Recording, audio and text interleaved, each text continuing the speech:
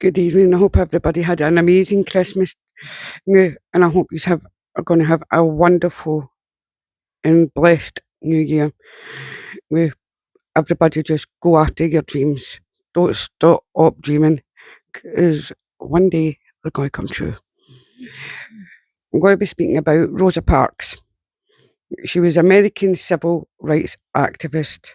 She was born on the 4th of February 1930, 1913, and she passed away on the 24th of October 2005, a year before one of my kids were born. Um, I learned about Rosa Parks actually from my two youngest is school, when they were at primary school, and my youngest daughter actually played the part of Rosa Parks, and I ended up learning about her and loved everything about her. Absolutely loved everything about her. And I know there's a museum in somewhere in America, which one day I want to visit. And obviously pay my respects and things like that, because she was an amazing, amazing lady, and she's clearly loved by a lot of people in America, and rightly so, rightly so. I mean, to me, it's like she was obviously, as I say, an activist, and my hands are shaking. Um, I don't know why today. It's like it's just part of my condition. Sometimes it happens, sometimes it doesn't. Rosa Louise Macaulay Parks. I mean, what a beautiful, beautiful name. I mean, her first name is like sort of like my daughter's name, my youngest daughter's, because I named my youngest daughter after my mother. Um, as I learned about my mother, as I learned out I was pregnant, I learned the same day that my mother was um, going to die. She had cancer. It is.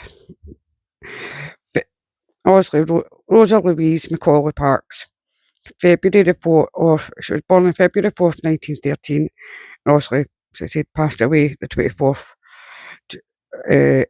October 2005. She was an American civil rights activist. She's best known for her refusal to move from her seat on a bus in Montgomery, Alabama, in defiance of Jim Crow radical segregation laws in 1955, which sparked the Montgomery bus boycott. She is sometimes known as the mother of civil rights movement. And no, but well done here. Why should you move just because of your colour of skin? It's ridiculous. It's honestly ridiculous. It doesn't matter if you're my colour of skin or her colour of skin. It doesn't matter what religion you're. It's just about come on, guys, get on. It's like have respect for each other. There shouldn't be all this animosity towards each other. Obviously, she was. I obviously told you her date of birth. She was born in Tuskegee, Alabama, in the US, and wow, she was 92 years of age when she passed away. What an hour! Wow, she had a. I mean, she had a hard life at the beginning, but she fought for everything that and we need to appreciate the things that people like this lady did, because not a lot of people do, and people forget or they don't know, and this is where we need to teach them. She's obviously passed away in Detroit, Michigan, the US. Her resting place is Woodlawn Cemetery, Detroit. She had her education at Alabama State Teachers College for, I'm not saying that word, I refuse to, I'm sorry, because to me I think it's racist. Now Alabama State University. Occupation was a civil rights activist. She was known for the Montgomery bus boycott. Her movement was a civil rights movement. Her spouses was Raymond Parks. She was They were married in 1932 and he died in 1977, the year I was born. That's a shame. It doesn't say she got married after that, so it doesn't say she had any children. It might further down. Hopefully she did, because it means she leaves a legacy, do you know what I mean? But you know what? We could be a legacy. We can speak about her. We can spread the love and light of Rosa Parks. And I'm glad I learnt about her via my youngest daughter learning about her, because it was to do with women's rights and how women stood up for what's right. And she was, my daughter picked her, and I am so glad she did. So glad, and I'm very proud of her. I'm very proud of her. She was born in Tuskegee, Alabama. Parks grew up under Jim Crow segregation. She later moved to Montgomery and joined the city's chapter of the National Association for the Advancement of Coloured People, NAACP, in 1943, serving as the organisation's secretary. Despite policies designed to disenfranchise black citizens, Parks successfully registered to vote after 3 separate attempts between 1943 and 1945. She investigated cases and organised campaigns around cases of racial and sexual violence in her um, capacity as obviously NAACP secretary, including those of Reese Taylor and Jeremiah Reeves, laying the groundwork for future civil rights campaigns. Custom in Montgomery required black passengers to surrender their seats in the front of the bus to accommodate white riders. To me, I think it's wrong. It's disgusting. The rows in the back were designated for black riders. Prior to Park's refusal to move, several black Montgomeryans had refused to do so, leading to arrest. When Parks was arrested in 1955, local leaders were searching for a person who would be a good legal test case against segregation. She was deemed a suitable candidate, and the Women's Political Council, WPC, organised a one-day bus boycott on the day of her trial. The boycott was widespread. Many black Montgomeryans refused to ride the bus that day after Parks was found guilty of violating state law. The boycott was extended indefinitely, with the Montgomery Improvement Association, MIA, organising its own community transportation network to sustain it. Parks and other boycott leaders faced harassment, or ostracization, and legal obstacles. The boycott lasted for 381 days, finally concluding after segregation on buses was deemed unconstitutional in the court case Browder versus Gale. After the boycott ended, Parks experienced financial hardship and health problems due in part to her participation. In 1957, she relocated to Detroit, Michigan. She continued to advocate for civil rights, providing support for people such as John Conyers, Joanne Little, Gary Taylor, Angela Davis, Joe Madison, and Nelson Mandela. She was also a supporter of the Black Power movement and an anti-apartheid activist, participating in protests and conferences as part of the Free South Africa movement. The way the people were getting treated in Africa from the governments, it's absolutely vile, and things need to be changed. Like Nigeria, it's horrible, absolutely horrible, and there's other parts like Rwanda, Congo, Sudan. I mean, like it's it's not very nice. Um, it's not that, and every government's just as bad as each other. In 1887, she founded the Rosa and Raymond Parks Institute. Oh, it's lovely. She named it partly with her husband. That's nice. Institute for Self-Development with Elaine Easton Steele. After Parks' death in 2005, she was honoured with public viewings and memorial services in 3 cities: in Montgomery in Washington, D.C., where she lay in state at the United States Capitol Rotunda, and Detroit, where she was ultimately interred in Woodlawn Cemetery. Parks received many awards and honours both throughout her life and posthumously. She received the Presidential Medal of Freedom, a Congressional Gold Medal, and was also the first Black American to be memorialized in National Statuary Hall. Oh my God, see, this is what I'm talking about. She was an absolute legend. Absolute legend. Rosa Parks was born Rosa Louise Macaulay on February the 4th, 1913, in Tuskegee, Alabama. Her mother, Leona Nee Edwards, was a teacher from Pine Level, Alabama. Her father, James Macaulay, was a carpenter and mason from Abbeville, Alabama. Her name was a portmanteau of the maternal and paternal grandmother's names, Rose and Louisa. I think a lot of us kind of name our children sort of after our parents or grandparents or something, or after, or like my daughter or my 2 grandsons, they're not named after, well, she's taken them from things, but no named them after. She didn't want to do the tradition.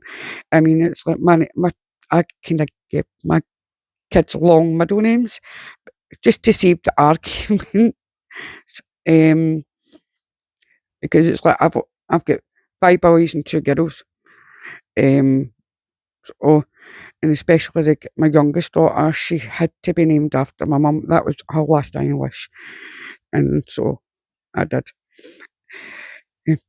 In addition to her African ancestry, one of her great grandfathers was the Scotch Irish descendant, and brilliant. She's got descendant to her side, brilliant, and that's where she get that fight for. Well done, her. And one of her great grandmothers was the partial Native American ancestry. Her maternal grandfather, Sylvester Edwards, was the child of an enslaved woman and plantation owner's son. When she was an infant, Parks moved from Tuskegee to live with her father's family in Abbeville.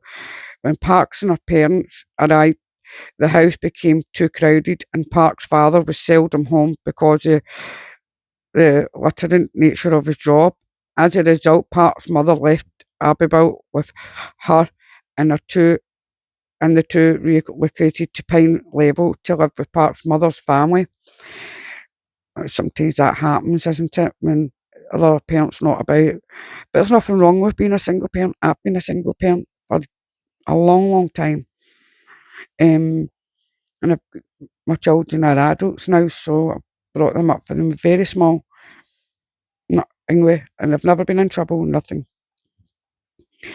In Pine Level, Parks attended the African Methodist, it was a church, obviously, AME, a church, a century-old independent black denomination founded by 3 blacks in Pennsylvania. I'm going to actually just unplug this. Switch off, give me 2 seconds. I'm trying to do things back to front. Let's see if I can do it without.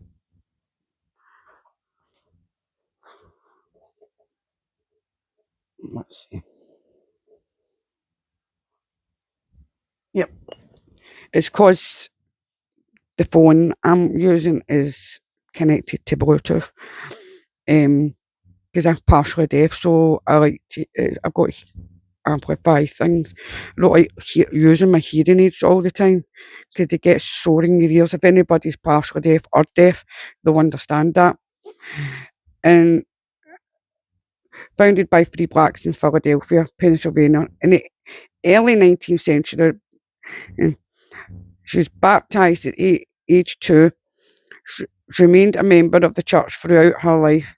Her mother worked as a teacher in the nearby community of Spring Hill, where she lived during the week. While her mother was away, Parks lived with her grandparents on their family farm. Oh, what an amazing experience to be on the farm. I mean, it's hard work, and I commend all farmers, because without our farmers, we wouldn't have food. Where they grew fruit, pecan, and walnut trees and raised chickens and cows. At the age of 6 or 7, she began working on the plantation of Moses Huston, who paid black children 50 cents a day to pick cotton. Parks also learned quilting and sewing from her mother, completing her first quilt at the age of 10 and her first dress at 11. That's amazing. I mean, I remember my dad's mum, and my dad's mum's sister,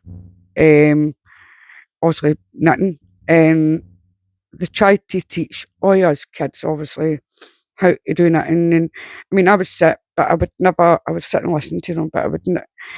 But see now, it's like when you grow up, it's like you kind of wish you listened. It's like my mum knew how to fix plumbing and do gas and electric and carpentry, because she learned that from her dad, because he was in the Navy. So, and she, again, didn't learn it. And so, growing up in Alabama, Parks faced a society characterized by radical segregation and violence. Alabama and other southern states began implementing segregation policies during the 1870s and 1880s, shortly after the end of the American Civil War. In 1865, culminating in 1901 state constitutional convention that formally codified Jim Crow segregation into law. This system enforced racial separation in nearly all aspects of life, including financial institutions, healthcare, religious facilities, burial grounds, and public transportations. I mean, I've seen some YouTubers, and they've went like old cemeteries, or somewhere new, I think, and they're still kind of separated. So it's like, oh my gosh, went near one, and it was only for people, a lot of people with colour, and I think, and it still is, and it's like, it used to be open, and I think now it's closed off because there's far too many people trying to vandalise things, which I think is wrong. Do not vandalise cemeteries. It's wrong. Go in and visit and have a look, but don't vandalise. Bring a couple of flowers with you and lay them on as many graves as you can in respect to the people. Because guess what? They would respect. They would. It was anyway, because there's a lot of people that don't get any visitors to their graves. Acts of racist violence were also widespread, with the Ku Klux Klan, I've heard of them, intensifying its activity both in Pine Level and across the United States after the end of World War One. Parks later recalled that she heard of a lot of black people being found dead under mysterious circumstances during her childhood. That's what's made her. Made her the person she was, and fight for what's right. And well done to her. Um, Parks initially attended a one-room schoolhouse at the local Mount Zion AME church. She was 11 or 12. She began attending the Montgomery Institutional School for Girls, where she received vocational training. After the school closed in 1928, she transferred to Booker T. Washington Junior High School. She then attended a laboratory school set up by the Alabama State Teachers College. again, I'm not repeating it, but dropped out to care for her alien grandmother and mother. After leaving school, Parks worked on her family's farm as a domestic worker in white households. Black women in Alabama who worked as domestic workers often experienced sexual violence.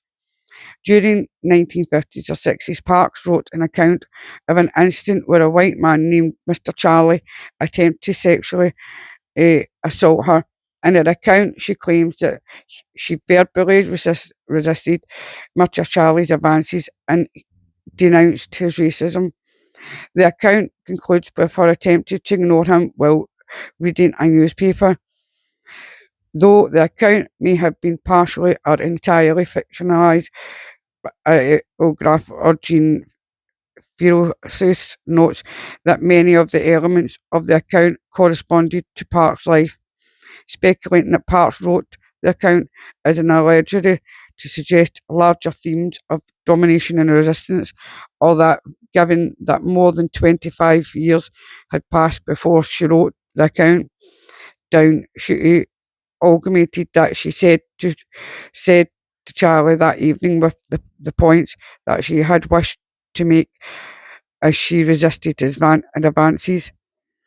Things were so different then, and I don't know how people put up with that. I really don't. In 1931, when she was 18, Rosa was introduced to her future husband, Raymond Parks, by a mutual friend. He was 28. She was initially not very interested in him because of some unhappy romantic experiences. And because of his light skin, Raymond eventually persuaded Parks to ride with him in his car. At the time, automobile ownership was rare among black men in Alabama. Parks described Raymond as a first real activist she had met, admiring his opposition to racial prejudice. The two married in December the 18th, 1932 at Rosa's mother's house. Soon after, they moved to a rooming house in the Sentinel Hill neighbourhood of Montgomery. I'll leave it there at the moment, and because there's so much more to read about this amazing woman. So I'm sending love and light, and good night.